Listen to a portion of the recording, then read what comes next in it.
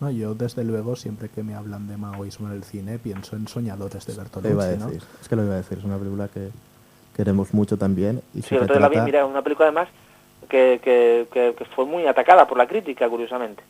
Sí, la verdad, pues yo creo que sin razón, de hecho la comentamos en su día. Y además es una película donde Truffaut sale muy glorificado y en su justa medida. Sí, además sale él mismo en archivos de lo que fue este La ataque a la Filmoteca. Cinemateca, ¿sí? Pero Sí. bueno, has dicho que querías hablar de Jacqueline Bisset. Bueno, pues nació en el 44 y fue uno de los grandes rostros del cine francés de la época de los 60-70. Yo me quedaría con Asesinato en el Orient Express, sin duda, Sí, pero quizás su tuvo película más películas, popular. sí, o Aeropuerto también, que yo creo que... Incluso en Bullet, ¿no? También aparecía. Ciertamente, gran película inglesa. Y la verdad es que, bueno, la elección de Jacqueline Bisset en esta película ya que tenía cierta fama como la actriz principal es todo un acierto, sin duda. No, además la metaelección de la actriz cuando se ven las primeras fotos y Truffaut juzga si eso no apta para el papel, pues ya la vemos muy encaminada, ¿no? Antes de que salga incluso ella en carne y hueso. Sí, en el caso de Jacqueline Bisset yo quería destacar primero que ella admiraba mucho a Truffaut y que para ella suponía un sueño rodar con él.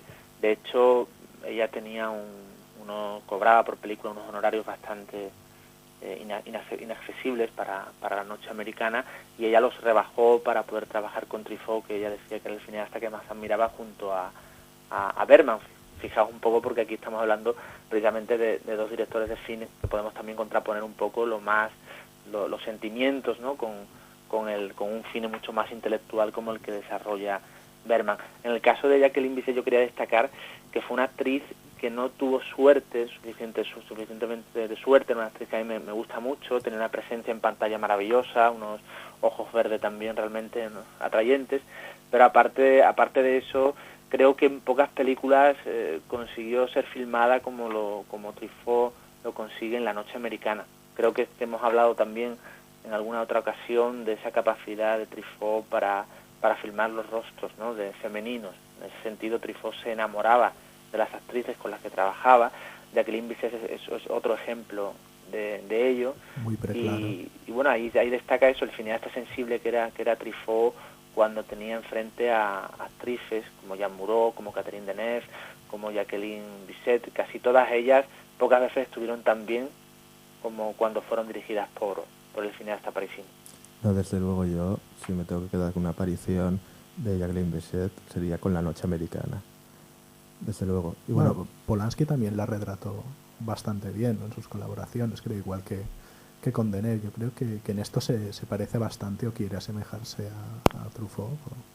Hay un link, una línea que los une. sí, porque el retrato que hizo de Neff en Repulsión es magistral, ¿no? Ahí estamos. Pero bueno, si os parece, vamos a escuchar un pequeño bloque de músicas y estamos enseguida de vuelta. Recordamos que este programa se volverá a emitir mañana sábado a las 12 del mediodía y que estamos en Facebook, en nuestro blog cinemaparadesoradio.blogspot.com, y podéis escuchar muchos de nuestros programas en el canal Cinema Paradiso Radio de YouTube. Bueno, y Ya volvemos de nuevo con Luis García Gil en este programa sobre la noche americana. Hemos escuchado la gran coral de Georges Delerue y una pequeña canción del viaje de Chihiro, Ano Natsuge, de Yoe Hisashi, este compositor por el que sentimos tanta debilidad. Y bueno, volvemos a la carga de nuevo. bueno, pues sí, Luis, yo creo que podemos hablar ya en lo que es una de las columnas vertebrales de esta película, y es el metacine, ¿no? El cine dentro del cine. Sí, así es, yo creo que es lo que mejor define. Sí, me escucháis, ¿no? Sí, sí. Sí. Sí, es lo que mejor define a la noche americana, precisamente, esa capacidad de hacer por parte de Truffaut cine dentro del cine, como creo que hay pocas películas que realmente lo han podido expresar. No se trataba de hacer lo que hizo Fellini en 8,5, más bien los referentes de Truffaut eran otros. Había una película que él citaba de Marcel Pagnol, de los años 30, que lamentablemente no he podido ver, pero que él citaba como una primera referencia en la que él se podía haber inspirado. También hablaba de otras películas que en su manera de de ser plasmadas, pues también habían sido para él un importante espejo, como Cantando bajo la lluvia, como 2 semanas en otra ciudad, Stanley Donen por un lado, Vicente Minelli por otro. Digamos que esas eran las referencias de Truffaut, hacer una película sobre el mundo del cine, pero alejada de esas propuestas más intelectuales, como la que había, por ejemplo, abordado Federico Fellini en 8,5. Curiosamente, Valentina Cortese es una actriz vinculada al universo de Federico Fellini, con el que había trabajado en Julieta de los Espíritus. Un personaje un poco feliniano en esta película, pero sí, bueno, me alegra. Y aparte nombra a Fellini en una de las escenas. Sí, claro, bueno, sí, indirectamente, con Federico, porque ¿no? dice Con Federico tenía una forma de, cuando se le olvidaba el texto del guión, pues Federico más o menos sí le permitía, ¿no? Pues hacer una serie de licencias que como en ese caso el personaje de Ferran pues rueda en sonido directo, pues lógicamente no puede concedérselas. Que bueno, la Italia de Fellini era más o menos normal, o rodar doblando a las actrices, sí, o hacer lo mismo. Y de hecho a Sofía Loren, que es gran actriz, bueno, increíble, la empezaron doblando. Ahora tenemos la visión de que cuando una actriz es mala, pues luego la doblan, ¿no? Esto pasó en alguna película española que, bueno, no. Bueno, la última vez fue en Tedro, a la pobre Maribel Verdú nos la doblaron en la versión española. Bueno, pero ya actuó muy bien. Sin duda. Es que no se autodobló porque ya grabaría en inglés, claro. Pero bueno, hablando de 8,5, ¿tú crees que esta es la película, digamos, una especie de continuación de 8,5, que donde lo deja Fellini en el proyecto de preproducción, aquí se retoma ya en la plena dirección y cuando acaba la película? Es un buen complemento. Yo diría que es la película anti 8,5, ¿no? Aquí, mientras que en 8,5 se glorifica al director y se busca la inspiración, esto es un metacine mucho más consecuente, ¿no? Empieza con el rodaje, acaba con el rodaje, se centra en las personas del rodaje. No creo que sea más una continuación que, digamos, una antítesis o una contestación a la película de Fellini. Sí, totalmente de acuerdo.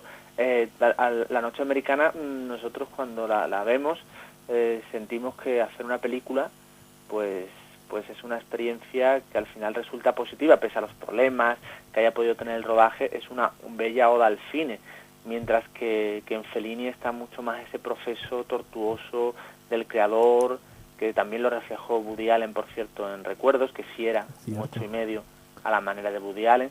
En La Noche Americana, salvo el sueño de un poco de infantil que tiene Ferran, ¿no?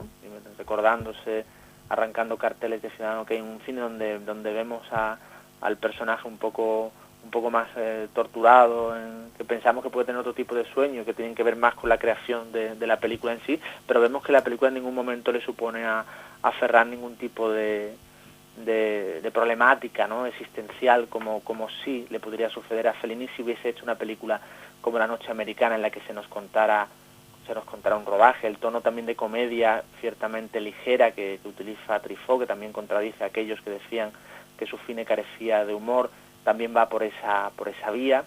Y luego también cuando vemos al personaje de Ferran, de François Truffaut, ese director de cine que también sufre como él de problemas auditivos, en ciertos momentos superado por las circunstancias, cuando todo el mundo le hace preguntas y él no siempre tiene las respuestas.